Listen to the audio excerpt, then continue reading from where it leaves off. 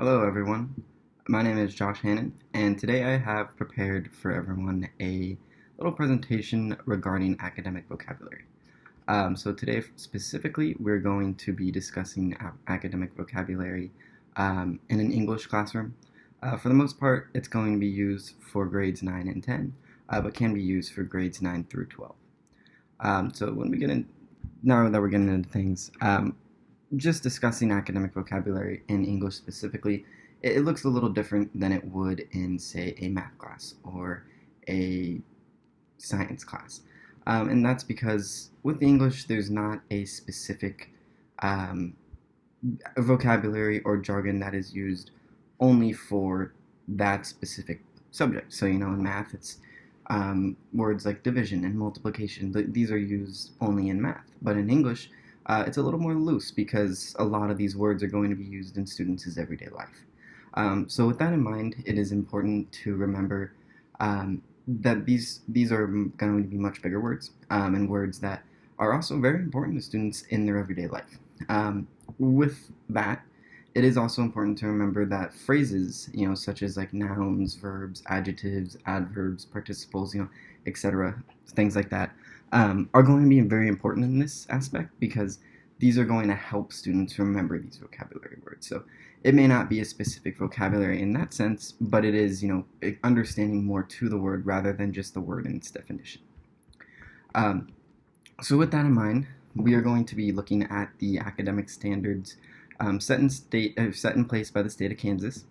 The specific academic standard that I had pulled up here stated that students are able to use various types of phrases, noun, verb, adjectives, adverbs, participles, prepositions, absolutes, and clauses, independent, dependent, noun, relative, adverbial, to convey specific meanings and add variety to an interest in writing.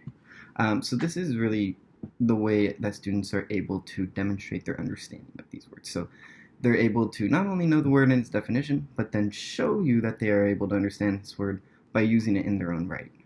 And this also will be used to advance their vocabulary. So, once they're able to comfortably use it in writing, then, they may be able to go further and use it in their everyday life.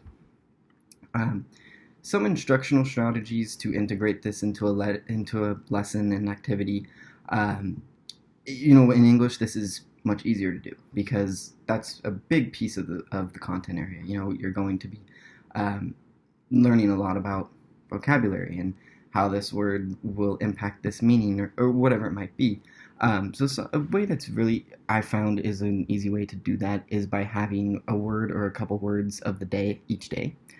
So when students walk into the classroom, there's something on the board, and it's, whether it's one word or a couple of words, and it has their definitions, and students could write these words down and maybe use them in a sentence or two, and then share that with the class. And so that kind of gets them comfortable with the word, familiar with it, and then also able to use it in their own sentence.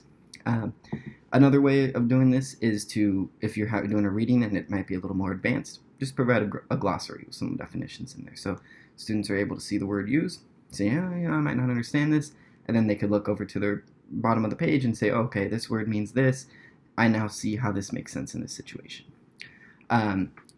Also, with doing that, just while teaching the class, maybe teach and speak with words that are of a higher level vocabulary, and use more complex language. So that kind of introduces students to these words and makes them more comfortable hearing them and just being around them. And then if they do have questions, you could always just say, hey, if I use a word that you might not understand, don't be afraid to either raise your hand or come up to me and just ask what that word might mean.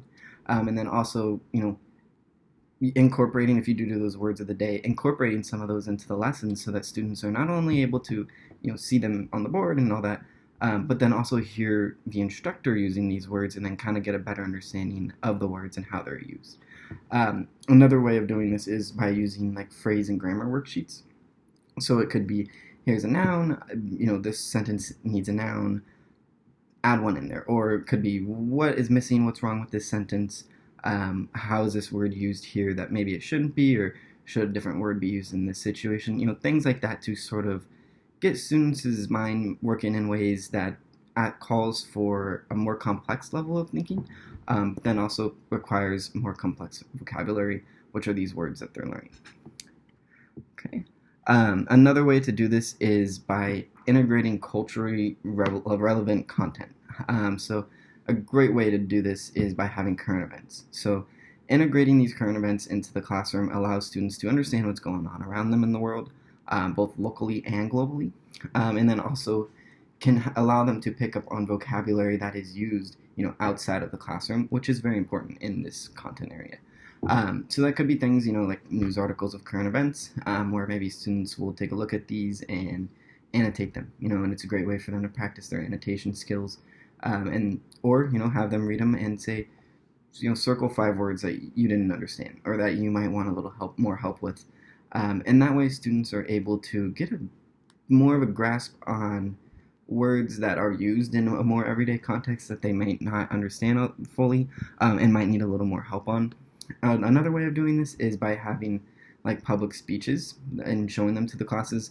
A lot of these are going to be like political speeches, so maybe have a political speech and say, okay, students, how do you see like rhetoric used here? How do you see not only like the word and its definition, but how do you see that word being used in this situation impacting other words and impacting what the speaker is trying to get across, and how does that help them or hurt them in making their point?